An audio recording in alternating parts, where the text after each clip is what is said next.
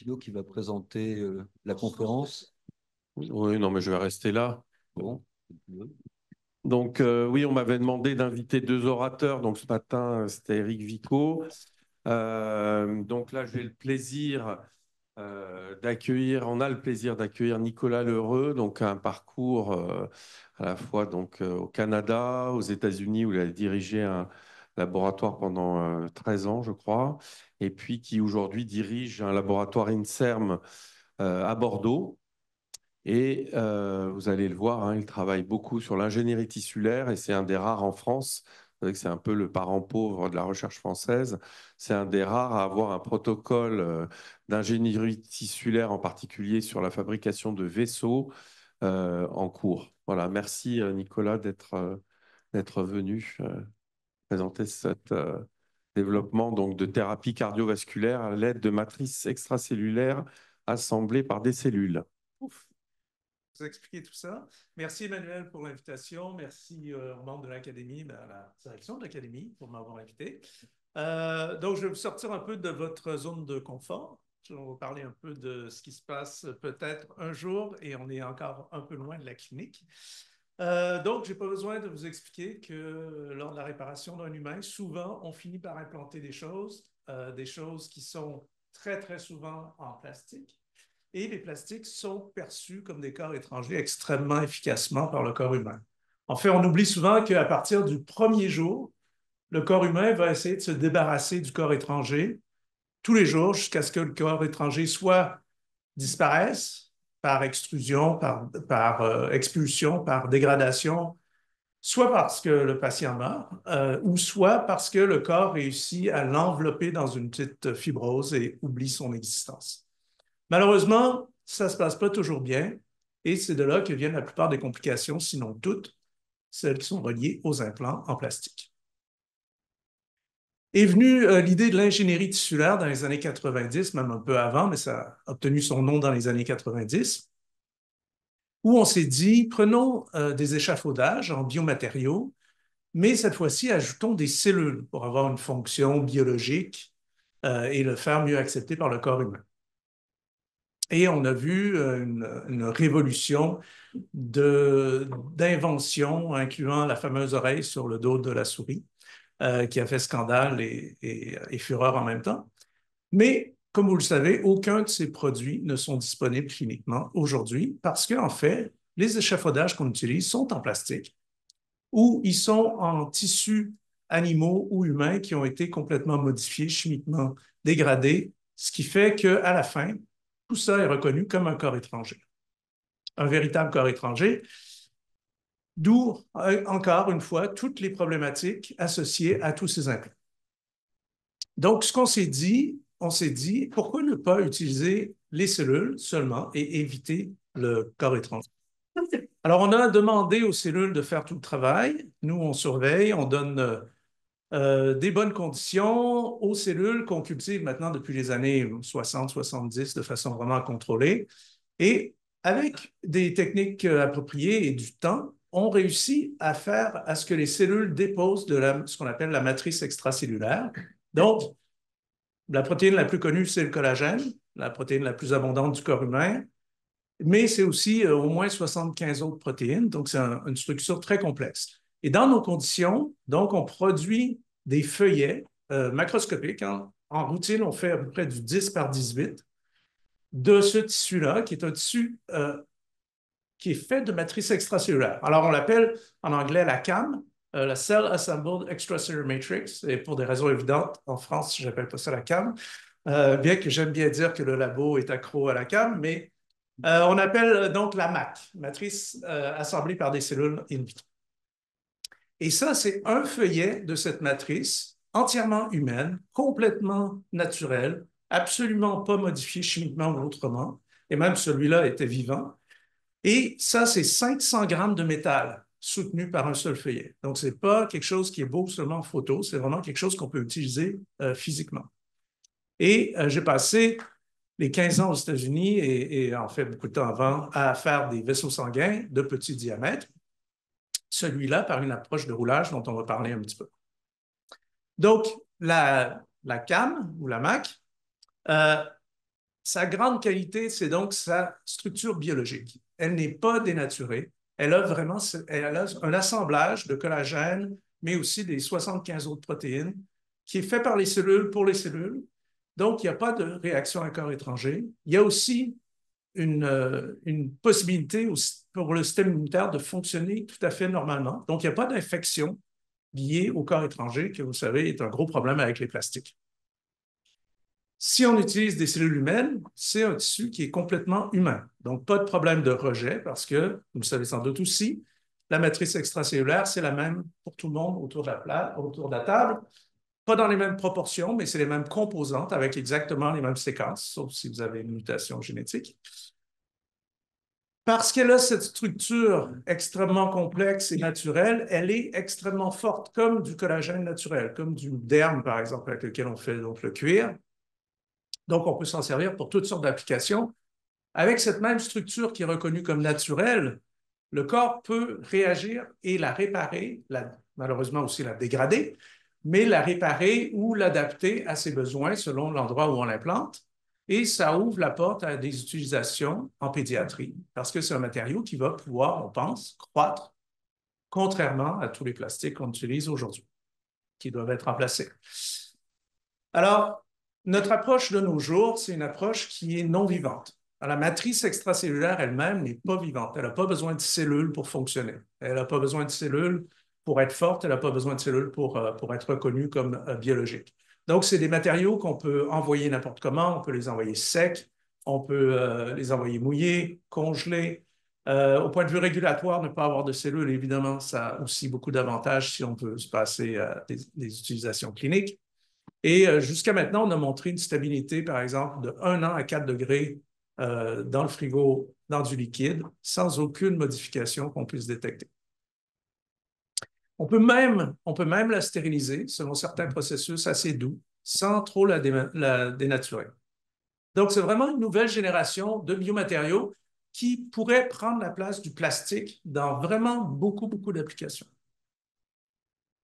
Bon, je ne pense pas que j'aurai besoin d'élaborer trop pourquoi on a besoin de greffons vasculaires de nouvelle génération.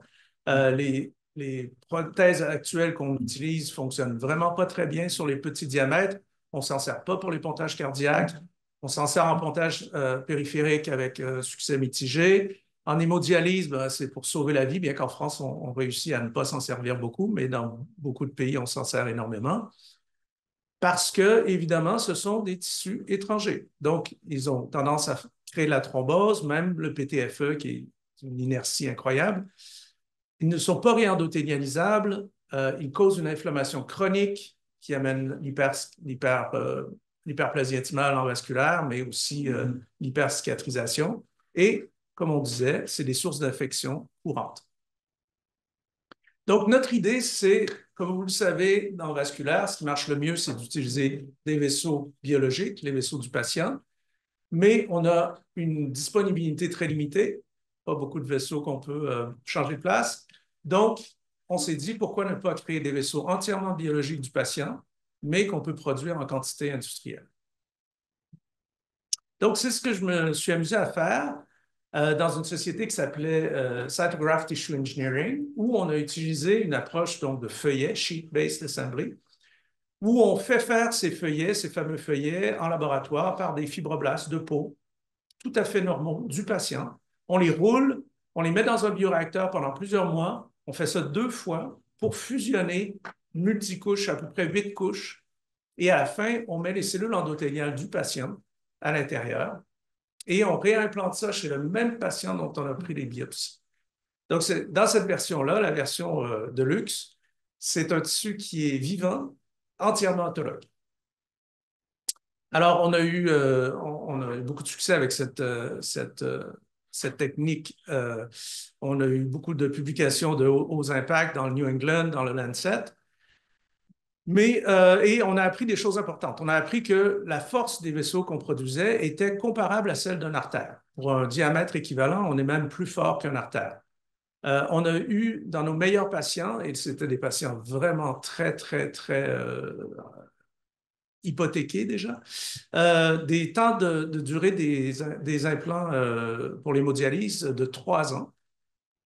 jusqu'à 3 ans. Et dans certains cas, on a pu implanter en allogénique, c'est-à-dire d'un patient à un autre, et fait par les cellules d'un patient pour un autre, et on n'a pas vu de rejet. Donc ça ouvre la porte à quelque chose qui est commercialement beaucoup plus faisable, c'est-à-dire utiliser les cellules d'un patient, d'un donneur, ou de 2, 3 donneurs, pour implanter des dizaines de milliers de receveurs, et dans une approche, donc, non vivante, vous l'aurez compris. Alors, depuis que je suis à Bordeaux, je développe une technique qui est un petit peu différente. On utilise le même matériau, mais sous forme de fil. Donc, qui dit fil dit textile. Et l'intérêt de faire des textiles, c'est qu'on n'a pas besoin de bioréacteurs compliqués dans lesquels on met les trucs pendant des mois. Une fois qu'on a pris nos fils, qu'on les a tissés, tricotés, crochetés, macramés, choisissez votre technique, c'est prêt. On n'a pas besoin d'attendre que les fils se collent ensemble, que les cellules poussent, etc., etc. Donc, on peut produire, par exemple, un vaisseau sanguin à peu près 3 fois plus rapidement que ce qu'on pouvait avant. Donc, 3 fois moins cher. Aussi, l'approche textile permet évidemment beaucoup plus de contrôle que le roulage de feuillet. On peut faire toutes sortes de choses, porosité, on peut contrôler la taille des fils, le nombre de fils par centimètre carré dans toutes les directions, etc. On peut changer le diamètre. Et évidemment, si on va vers le commercial, c'est automatisable. Ça fait des centaines d'années que les humains automatisent la production des textiles. Alors, à quoi ça ressemble dans la vraie vie? On fait un fil, ce qu'on appelle dévitalisé, c'est-à-dire qu'on prend notre feuillet ici, qui est tout vivant, on a testé la force mécanique, on est content, on le prend, et là, on va le congeler, et puis le décongeler, le passer dans une petite machine qui va couper des rubans de façon très, très contrôlée. Et là, vous voyez tout de suite que les rubans se sont affaissés sur eux-mêmes pour former des fils. Déjà, on a des fils, on appelle les rubans quand même. On peut faire toutes sortes de tailles, mais on peut aussi les torsader pour les rendre plus compacts et plus élastiques, si ça intéresse. Ensuite, on les sèche, on les met, dans notre cas, à moins 80, parce qu'on a des congélateurs à moins 80, et on peut les garder là, congelés essentiellement éternellement. On les réhydrate le jour où on veut faire des tissus, et là, on commence à tricoter, en fait, dans ce cas-ci, tisser. Pour les greffons vasculaires, on a commencé avec une approche de tissage parce que ça permet de faire des parois qui sont vraiment étanches. Et qui dit tissage dit métier à tisser, comme chez peut-être votre grand-mère ou dans les musées ou dans les foires médiévales. C'est un métier à tisser avec 2 groupes de fils dans lesquels on va croiser, décroiser et à chaque fois, on passe un fil entre les deux. Là, ici, c'est un métier à tisser circulaire. Donc, c'est un petit peu plus compliqué, mais c'est vraiment le même principe. On voit la personne là, qui tient le fil circonférentiel. C'est un fil, donc il fait tout le tour. Et à chaque fois qu'il fait un tour, il passe entre 2 différents groupes de fils longitudinaux. Alors, avec cette approche, on a réussi à faire des vaisseaux qui ont une pression à l'éclatement de presque 6000 mm de mercure, qui est à peu près 2 fois celle d'une artère. Là, on a un petit peu exagéré, mais on voulait une petite marge de manœuvre, une marge de sécurité, parce que comme nos matériaux sont vraiment facilement biodégradables, on voulait pouvoir avoir plus que moins. Aussi, au point de vue arrachement des sutures, là, on a 6 newtons. Je dis plus que 6 newtons parce qu'en fait, si on prend du 7,0 prolène, c'est le prolène qui casse. Donc, encore là, c'est un petit peu plus fort que nécessaire. Par contre, au point de vue perméabilité, bon, je ne vous dirai pas le chiffre en question, mais ce chiffre est très, très faible. Vous voyez, la paroi est très dense et en fait, il y a très peu de liquide qui passe à travers. Et les tests qu'on fait, c'est fait avec de l'eau. Vous allez voir, avec le sang, c'est encore plus imperméable. Donc, on peut avoir les plus beaux petits vaisseaux qu'on veut en laboratoire. Il faut savoir ce qui se passe quand on les implante. Parce que, comme je vous le dis, ces matériaux qui ne sont pas modifiés chimiquement, ils sont facilement biodégradables par le corps. Si le corps se fâche, il peut les dégrader très rapidement. Donc là, on a implanté ces fils sous la peau de rats nude, donc des rats qui n'ont pas un système immunitaire spécifique.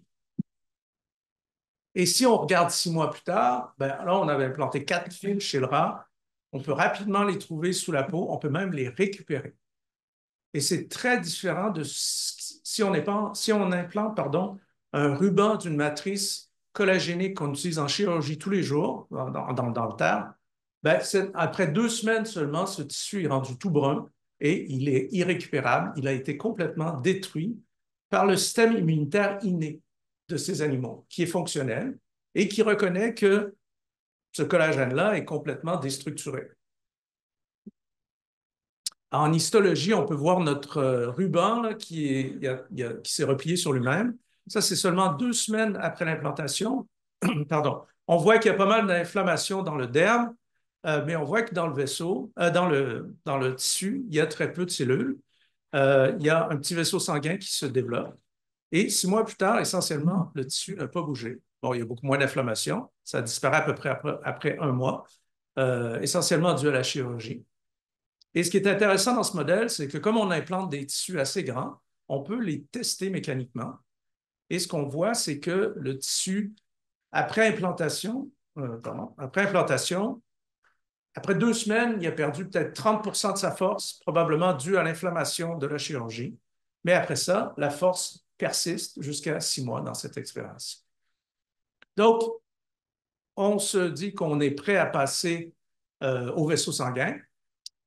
Donc, le problème, évidemment, chez le rat, parce que c'est des tissus humains, hein, tout ça, chez le ragnoud, c'est des petits vaisseaux sanguins. On a, grâce à une étudiante très patiente et délicate, on a réussi à tisser des vaisseaux sanguins de petit diamètre. 1,6 mm, c'est encore un peu gros pour la horde de rat. En fait, c'est encore trop gros.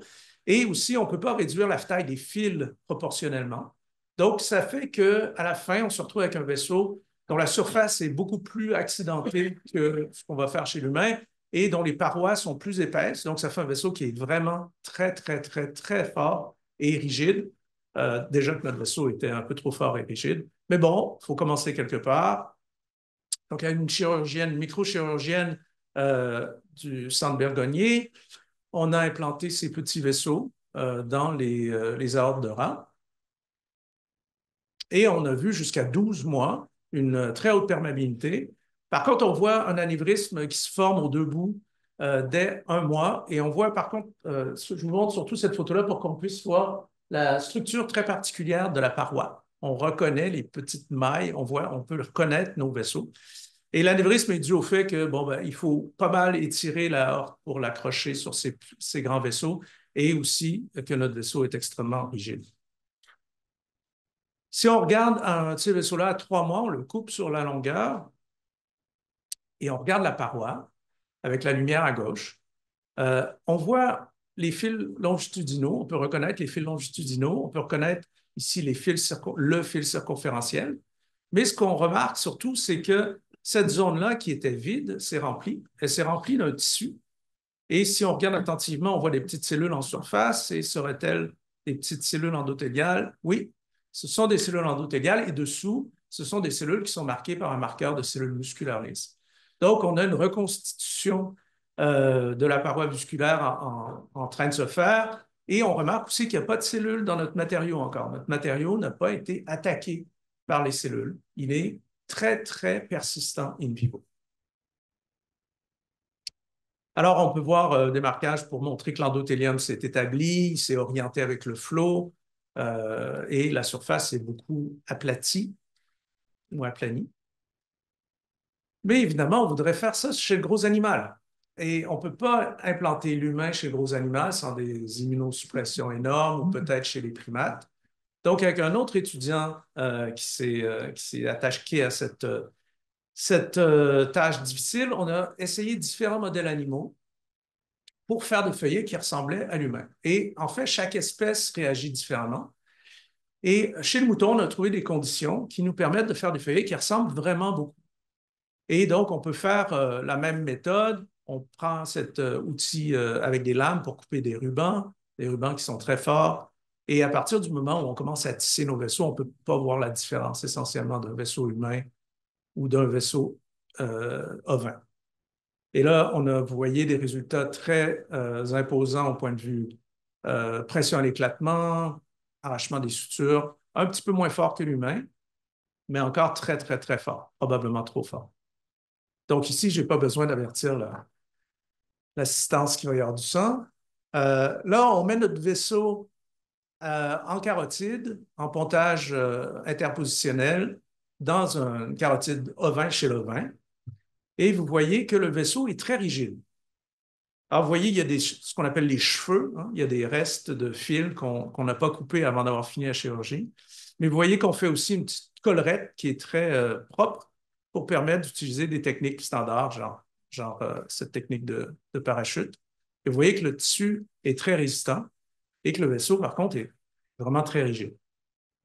Et là, vous allez voir, on enlève la clampe, le cœur est à droite, on enlève la clampe, on va être sous pleine pression artérielle et pas une goutte de sang. Parce que, comme je vous le disais, on teste avec de l'eau. Le sang étant beaucoup plus épais et réactif, il n'y a absolument pas une goutte qui passe à travers. Donc, probablement qu'on peut tisser moins serré, faire un vaisseau un peu plus compliant. Et c'est ce qu'on va faire après avoir regardé en Doppler. Donc, ça, c'est à 2 semaines, donc c'est encore très tôt. Mais vous voyez, le vaisseau garde son diamètre. Et on reconnaît cette structure vraiment très particulière de tissage qui nous permet de le reconnaître facilement. Et vous voyez aussi que le diamètre peut être encore un peu petit pour la carotide. On voit qu'il n'y a pas tout à fait un bon match ici. Avec un autre étudiant, on s'est donc attaqué à l'idée de rendre notre vaisseau un peu plus près de la nature et surtout d'augmenter sa compliance, qui est connu comme étant un facteur de succès dans le vasculaire. Et grâce à ces efforts, on a fait une deuxième version optimisée en utilisant la polyvalence de l'approche textile. Et en utilisant à peu près la moitié du matériau, on a des propriétés mécaniques qui sont encore très bonnes, une pression d'éclatement qui est plus près du natif, et aussi une diminution de l'accident je ne présente pas souvent en français, du profil de surface. Et aussi une augmentation de 2,5 fois de la compliance, ce qui nous amène à peu près dans le domaine d'une veine saphène, même plus compliant qu'une veine saphène, une artère un petit peu plus difficile à atteindre, mais des bonnes améliorations. Et vous allez voir ici, on l'a implanté en pontage artério-veineux, donc on a fait un vaisseau un petit peu plus gros avec des bouts angulés. Et vous voyez que le vaisseau est beaucoup plus flexible, hein? Ici, il plie facilement. Et ce pontage artério-veineux va nous permettre de faire des tests de ponction. Je ne vous présenterai pas aujourd'hui, mais et vous voyez que même sur un mini pontage artério-veineux, il est quand même capable de courber. Donc,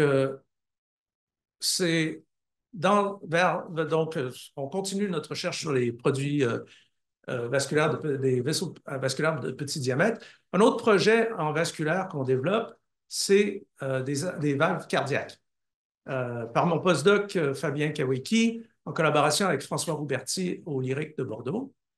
Et on fait différentes choses. On fait une réparation d'une valvule dans une réparation de la tétralogie de Fallot, où on détruit une valvule de la valve cardiaque pulmonaire. Et on a même aussi mis une patch pour l'élargissement de l'artère pulmonaire faite de notre matériau. Et là, vous voyez, la valve fonctionne vraiment très bien. Et là, on est en train de faire des études à plus long terme. On est, je pense, rendu à 4 mois. Avec le MIT, on a fait des simulations in vivo. On a aussi développé cette valve-là, qui est une tricuspide. Et avec un gros hôpital pédiatrique, le Nationwide Children's Hospital aux États-Unis, on a même développé une petite valve sur stent qui va être utilisée dans un modèle, le seul à ma connaissance, de correction intra-utéro chez le mouton. Alors, j'ai déterré des vieux résultats que je me suis dit seraient peut-être intéressants pour l'assistance, qui n'ont jamais été publiés. C'est l'utilisation des feuillets pour faire des stents couverts, pour soit masquer le stent, soit donner une surface plus douce à l'intérieur, soit vraiment utiliser le stent pour amener une prothèse vasculaire par voie cathéter, soit pour faire des gros stents pour réparer les anévrismes, entre autres les anévrismes abdominaux. Et on avait fait une petite étude chez un chien où on avait fait un anévrisme qu'on a corrigé avec un gros stent ouvert. Et en fait, on avait réussi à faire des feuillets chez le chien Et si on regarde la listologie à 3 mois, on voit donc la média, l'adventice, on voit une grande épaisseur faite par le feuillet. Et là, le stent, il faut imaginer les strates des stents qui sont au-dessus et en dessous de cette coupe histologique. Et donc, on voit évidemment qu'il y a une recolonisation. Ici, ça a été marqué donc, pour l'alpha-actine, un marqueur des cellules musculaires lisses. On voit que les tissus sont vraiment très bien intégrés, qu'il y a toujours une fixation solide, ce qui est un problème, vous savez, avec les grosses stents qui ont tendance à migrer. Et si on regarde de près, donc, on voit qu'il y a beaucoup de cellules qui sont marquées par un marqueur des cellules musculaires lisses, mais pas seulement. Et si on regarde la myéloperoxydase, un indicateur de l'activité des macrophages, on voit qu'il y a très peu d'inflammation. Ça, c'est à 3 mois. Donc, je vais conclure un petit peu ici sur le fait que ça, c'est des applications vasculaires, mais c'est vraiment une technologie qu'on peut utiliser à toutes les sauces. On a vu avec le feuillet, on peut rouler avec des stents, on peut plier, on peut faire tout l'origami. Bon, c'est pas très rigide. Je vous dis, c'est même extrêmement pas rigide. Mais en fait, bon, tous les pliages, les empilages. Avec les textiles, on peut faire, j'en ai pas parlé, mais on a des sutures avec des fils de chirurgie. On peut s'en servir, on peut faire des patchs, on peut faire des tubes, on peut faire un peu n'importe quelle forme. Et un autre aspect que je n'ai pas discuté, c'est les particules qui deviennent injectables. Donc, ils peuvent amener des cellules, qui peuvent grossir les tissus. Et on a un projet pour faire des réparations dentaires avec ça.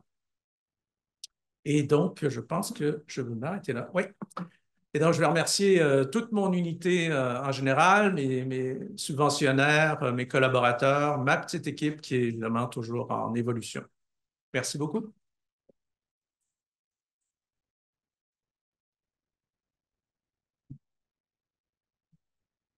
Merci beaucoup, c'est passionnant.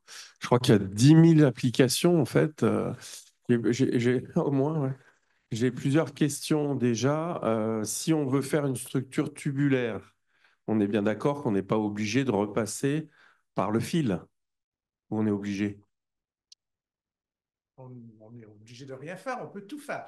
Mais ça dépend un peu de ce qu'on veut faire. L'avantage du fil, c'est, comme je le disais, une fois qu'on a fini, on a fini. Si on veut faire un tube avec un feuillet, ben, pour le fusionner, il faut attendre que les cellules fusionnent eux-mêmes le feuillet ensemble, ce qui est très long et ce qui demande un bioréacteur, et donc qui, au point de vue économique et reproductibilité, n'est pas le top du top. Mais on peut faire les deux. Si on peut utiliser des méthodes qui sont moins puristes pour fusionner les fils les couches ensemble. Par exemple, si on les coud ensemble, ben ça, on peut aussi essayer ça. Mais tout ce qui est délaminé a tendance à se remplir de choses. Donc, mais je suis ouvert à toutes les options. Ça dépend des... C'est pourquoi je te pose la question. Cahier de charge. Ouais. Et en ce qui concerne les applications cliniques en chirurgie vasculaire, on a compris qu'il y avait eu des indications pour les dialyses. Ouais. Et là, où en es-tu? En fait, il y a une étude clinique en cours ou... Malheureusement, tout ça s'est arrêté avec la société, donc il y a une dizaine d'années. On n'a pas repris ça en France parce qu'il nous faudrait réétablir un centre de production GMP pour faire ces feuillets-là à un niveau tel qui nous permet de faire des essais cliniques. Donc, dans ce domaine-là, en fait, une de mes collaboratrices compétitrices a développé une société qui, elle, fait un peu la même approche, mais elle utilise des plastiques biodégradables qu'elle garde en culture assez longtemps pour qu'ils soient largement dégradés et les cellules, elles produisent leur matrice. Et c'est une société qui s'appelle Humacyte, qui est en bourse américaine et qui est en phase 3 et qui a eu plus de chances que nous pour lever des fonds pour faire une phase 3. Parce que nous, on a fait une phase 1, phase 1-2. On avait l'autorisation pour faire une phase 3, mais on n'a pas été capable de lever les fonds. Mais la personne qui mène cette société-là est mariée avec le président de Crédit Suisse. Ça peut aider. Ouais. Ça a peut-être joué. Bon, tu en as parlé un peu, mais en matière de réendothelialisation, enfin, des matrices, est-ce qu'elle est parfaite? Est-ce qu'elle est imparfaite? Quelles sont les cellules qui infiltrent finalement des matrices? Est-ce que tu as étudié vraiment quelles étaient les cellules principales qui infiltraient? À quel moment? Enfin, tu en as parlé un peu, mais... Alors, on en a parlé un peu, mais alors, évidemment, chez l'humain, c'est un peu problématique de sacrifier les patients pour aller voir quelles cellules ont adhéré quand. On a quelques explants de patients qui sont en hémodialyse, donc, et particulièrement, comme je disais, on prenait des patients qui avaient souvent 4 ou 5 ans d'hémodialyse, qui avaient une espérance de vie de 1 à 6 mois, 1 année à 6 mois. Donc, on a eu beaucoup de décès.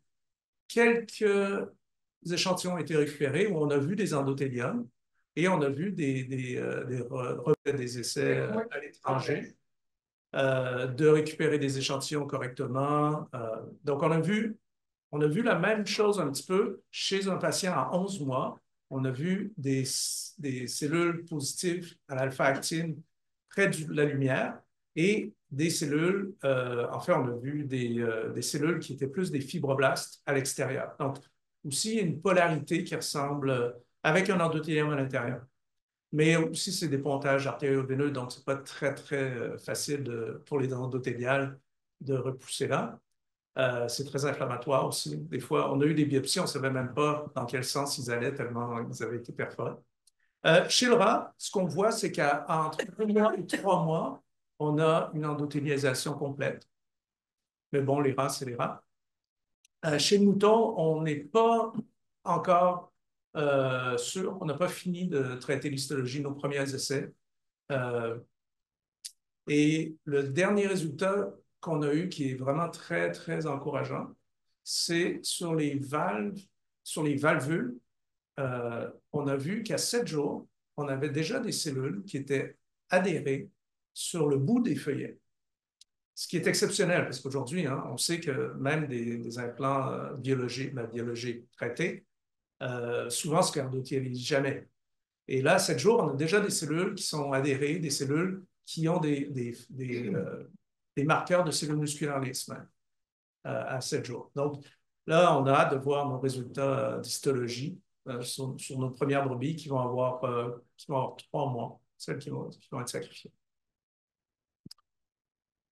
Ok, merci. Donc, si j'ai bien compris, à ce stade, tu n'envisages pas d'application clinique, quelle que soit la possibilité. J'envisage pas de mener seul des essais cliniques. Par contre, j'envisage toujours d'accompagner des gens qui ont déjà l'infrastructure qui permet de faire ça. Ou on a été approché par certaines sociétés qui sont intéressées à faire ça. Et parce que, évidemment, de nos jours, si on veut surtout le faire en Europe ou aux États-Unis, il faut absolument faire une production GMP. Production GMP de cellules, c'est extrêmement lourd. Ça peut se faire chez des prestataires. Il y a quelques endroits dans le public où on peut le faire, mais c'est compliqué. Donc, il faudrait vraiment avoir la volonté de faire ça et l'investissement des cliniciens, des institutions et financières aussi. Mais dans notre prochain objectif clinique, ce serait peut-être la valve pour l'instant, parce que l'aspect pédiatrique aussi ouvre des portes et peut-être des raccourcis. Ici, comme aux États-Unis, il y a des systèmes de fast track pour les applications pédiatriques qu'il n'y a pas pour les adultes. Mais peut-être aussi pour l'œsophage, la trachée. Merci. Il y a d'autres questions, je crois. Oui, merci beaucoup pour cette présentation vraiment passionnante. Vous avez beaucoup abordé le volet immunologique de l'acceptation des greffons. Vous n'avez pas du tout abordé l'agrégation plaquettaire, l'anticoagulation. Or, c'est un élément crucial pour le vasculaire. Quels sont les régimes d'anticoagulation ou d'antiagrégation plaquettaire qui doivent accompagner ce genre d'outils, en particulier pour les stents couverts que vous avez montrés? Alors, comme j'ai dit, pour les stents couverts, j'ai dû déterrer ces résultats d'il y a 12 ans. Donc, je n'ai pas en tête quel régime anticoagulant on a utilisé. Chez les brebis, il faut être très agressif. La brebis est super procoagulante. Donc, on utilise surtout de l'inox. En fait, la clé, c'est l'inoxaparine quotidien parce que les brebis répondent mal, enfin, répondent pas à l'aspirine et très mal au Plavex.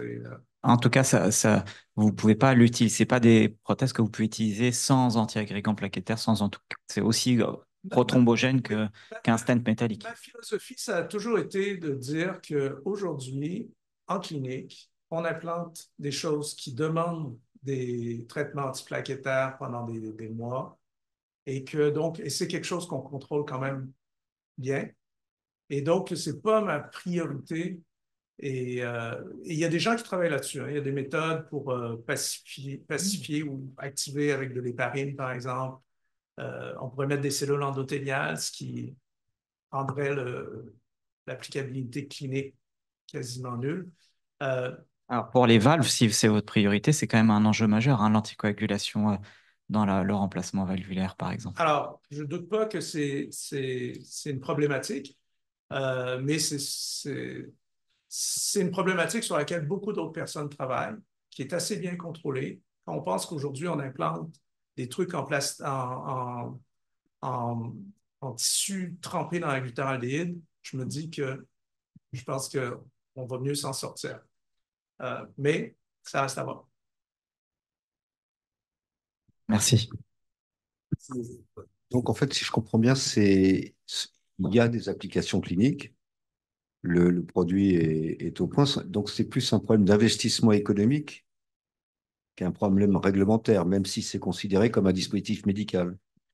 Alors, il y a un énorme problème réglementaire. C'est certainement la raison pour laquelle on n'a pas réussi à percer plus tôt. Mhm. La très bonne nouvelle, c'est que le monde réglementaire change, surtout en France moins, mais aux États-Unis, moi j'ai beaucoup travaillé avec le Mhm. FDA, qui était absolument réfractaire, super,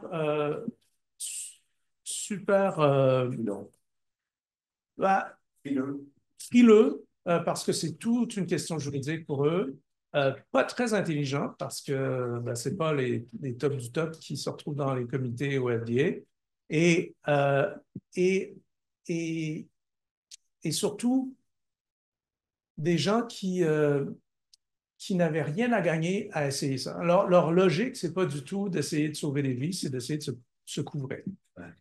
Et donc, donc, au point de vue réglementaire, par contre, aux États-Unis, ça a beaucoup changé. Depuis qu'on est parti, maintenant, il y a des processus de fast track. Ils se sont rendus compte que l'ingénierie tissulaire, en fait, et la thérapie cellulaire étaient en train de quitter les États-Unis pour l'Asie.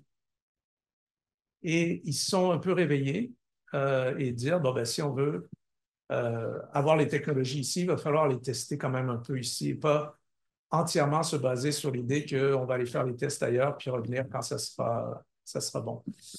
Au point de vue régulatoire, au point de vue investissement, les sociétés, les sociétés qui font du device, ben, eux, ils n'ont pas énormément intérêt à produire des tissus comme ça qui vont coûter plus cher que le plastique, c'est sûr, même s'ils fonctionnent mieux. Donc, il y a un petit peu cette dynamique de ce que j'appelle toujours un peu la voiture électrique.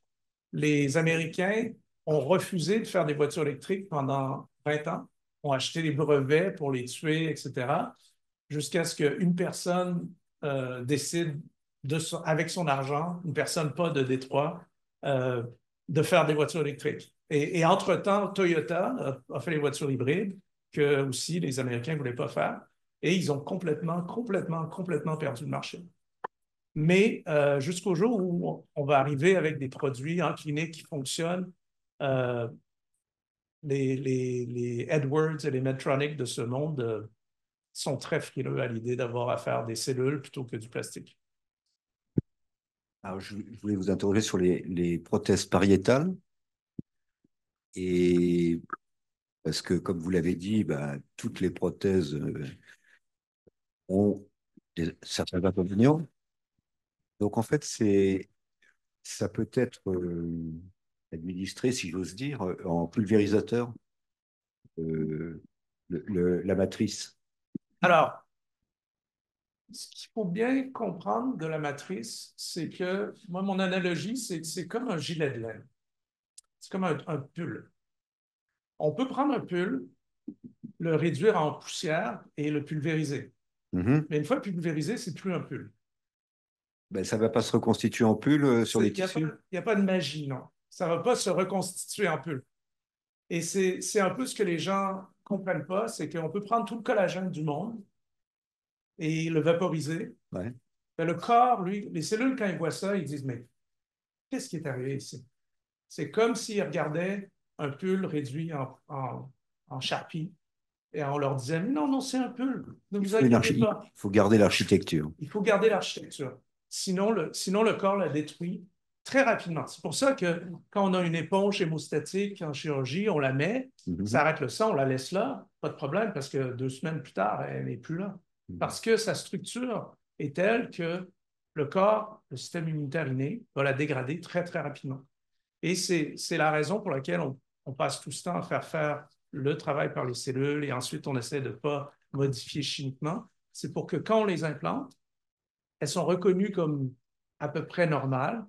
Et c'est pour ça que 6 mois plus tard, on revient et ils sont encore là. Donc, par contre, on peut pulvériser les particules, mais ça dépend un peu de ce qu'on veut faire. Ouais, il faut garder la matrice quand même. Ouais. Ouais. Mais pour les prothèses pariétales, un produit qu'on développe, un produit, c'est un tricot pour le soutien d'organes, le prolapsus, parce qu'aujourd'hui, comme vous le savez probablement, en chirurgie gynéco, ça a tout été retiré du marché pour les approches transutérines et transvaginales, utérines. Et J&J est en poursuite, ils ont payé 350 millions récemment et c'est pas fini. Et ça, c'est un marché, c'est un peu opportuniste parce que c'est un des marchés où l'ingénierie tissulaire ne devrait pas s'aventurer parce que le produit de base est tellement pas cher et c'est pas un produit qui sauve la vie ou qui sauve la jambe ou qui, non, on dit qui sauve la vie ou un membre. C'est un produit, entre guillemets, de confort. Par contre, en ce moment, il y a un manque de confort sérieux dans cet environnement-là et sociétalement, il y a une telle demande qu'on pense qu'il y aura moyen peut-être de convaincre des investisseurs de se lancer et le système de santé aussi de payer essentiellement, je ne sais pas, 5 fois plus cher, peut-être 10 fois plus cher un produit pour réduire des complications. Oui, il faut des complications qui concernent 3% des patients qui rendent service, 97%. Mais on ne parle que des 3%. C'est un problème pour les gynécologues. C'est un problème de femmes aussi. Et, non, oui, mais ça veut dire aussi. Enfin bon, c'est un autre débat. Ouais. Mais effectivement, donc, ça sera peut-être un marché pour vous. On pense que on a une start-up qui se développe, qui vise ce marché et ce produit. Bien, eh ben, écoutez, ça fait rêver. Je veux dire, C'était mon but. On voudrait sortir du rêve et le voir en salle d'op. Merci beaucoup à vous. Bravo. Merci.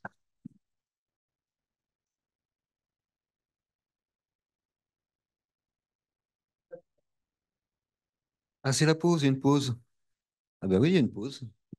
Pour ceux qui veulent passer des coups de fil, des SMS, tout ça. Et puis, ce que je vous propose, c'est il est 16 heures. Non. Bon, on va se donner un quart d'heure peut-être. Parce qu'il faut rentrer avant la nuit, c'est ça?